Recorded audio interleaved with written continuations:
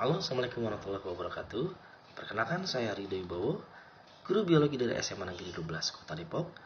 Hari ini saya akan memberikan pengajaran dengan materi metabolisme. Apa itu metabolisme? Mari kita simak.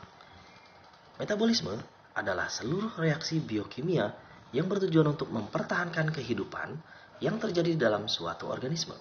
Reaksi kimia terjadi akibat interaksi spesifik secara teratur antara molekul-molekul di dalam lingkungan sel beserta dengan perubahannya.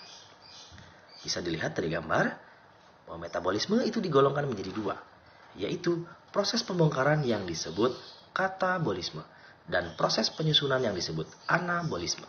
Reaksi-reaksi kimia yang terjadi dalam metabolisme tersebut akan dipengaruhi oleh lajunya protein khusus yang disebut enzim. Tanpa enzim, laju metabolisme berlangsung lambat. Nah, berikut ini adalah pemaparan terkait enzim.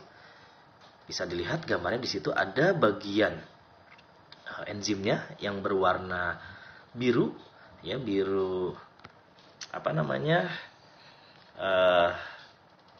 biru hijauan ya. Kemudian ada yang warna-warni itu adalah substratnya atau bahan baku yang akan dibuat suatu produk dengan enzim. Enzim adalah suatu senyawa kimia atau protein khusus yang berperan sebagai katalisator suatu reaksi kimia di dalam tubuh makhluk hidup. Enzim sebagai katalisator dapat mempercepat suatu reaksi kimia, yaitu dengan cara menurunkan energi aktivasi. Energi aktivasi adalah energi awal yang digunakan untuk memulai suatu reaksi kimia. Enzim merupakan biokatalisator, yang artinya dapat mempercepat reaksi-reaksi biologi tanpa mengalami perubahan struktur kimia. Kita lihat struktur enzim. Keseluruhan bagian enzim disebut holoenzim.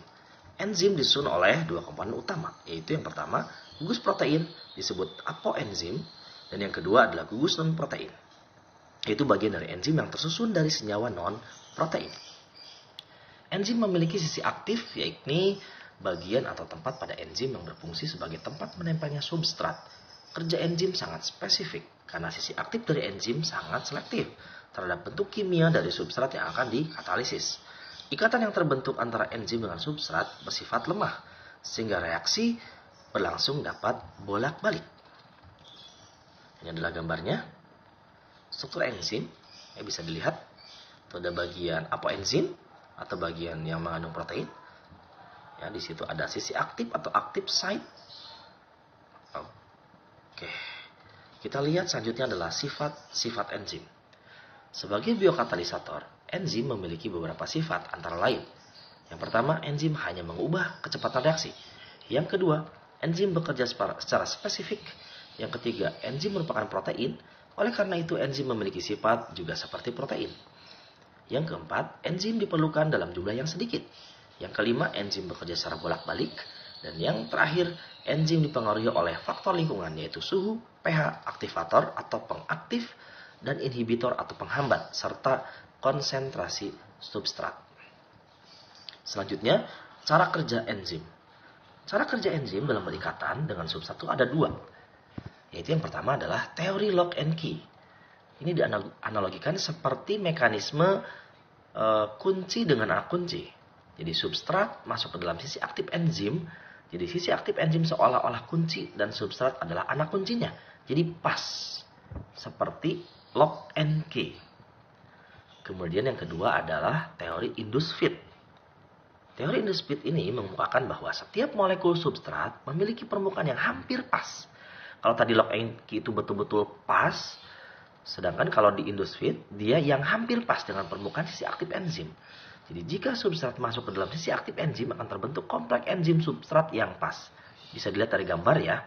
Jadi awal-awal substrat dia akan menginduksi aktif site, kemudian aktif site yang tadinya bentuknya tidak sama persis atau tidak pas akan fleksibel mengikuti dari bentuk substratnya.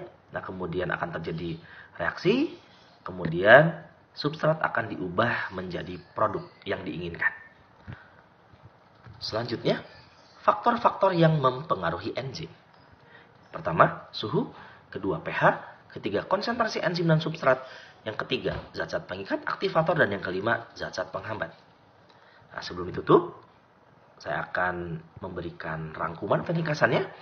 Yang pertama, metabolisme merupakan serangkaian peristiwa reaksi-reaksi kimia yang berlangsung dalam sel makhluk hidup.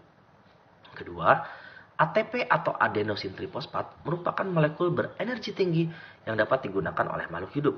Yang ketiga, enzim adalah suatu senyawa kimia atau protein khusus yang berperan sebagai katalisator suatu reaksi kimia dalam tubuh makhluk hidup. Yang keempat, enzim disusun oleh dua komponen utama yaitu gugus protein atau apoenzim dan gugus non-protein.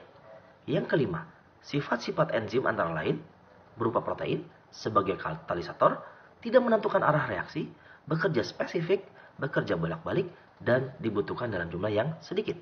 Yang keenam, cara kerja enzim dalam berikatan dengan substrat itu ada dua teori yang menjelaskannya. Yang pertama, lock and key, dan yang kedua adalah induced fit.